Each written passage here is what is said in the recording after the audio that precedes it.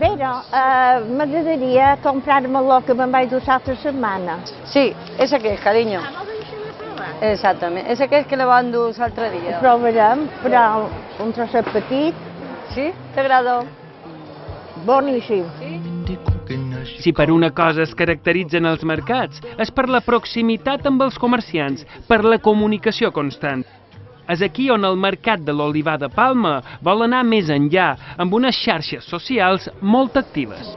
La nova línia de comunicació per la que estem apostant en el mercat de l'olivar no és una altra diferent a el que ells ja fan el dia a dia, que comuniquen amb el client de tu a tu, amb un servei molt pròxim, i nosaltres ho volem transmetre a través de diferents tecnologies com poden ser les xarxes socials. Per exemple, Facebook és una bona manera de poder transmetre aquest tipus de servei a clients que fins ara potser no s'aproximaven tant perquè no s'empleaven aquest tipus de canals. Per exemple, ens referiríem a generacions més joves que estan avasats a tenir aquesta comunicació mitjançant les xarxes socials. També és adequat per al turisme, perquè el turisme també emplea molt bé les xarxes socials i duen potser una passeta més avançada que inclús a Espanya amb aquests sistemes. Els continguts que nosaltres volem comunicar o transmetre a través d'aquestes noves tecnologies i xarxes socials i de més eines de la comunicació són continguts mixtes, que vol dir que una part dels continguts els generarem nosaltres com a agència de comunicació i marca mare del mercat de l'olivar,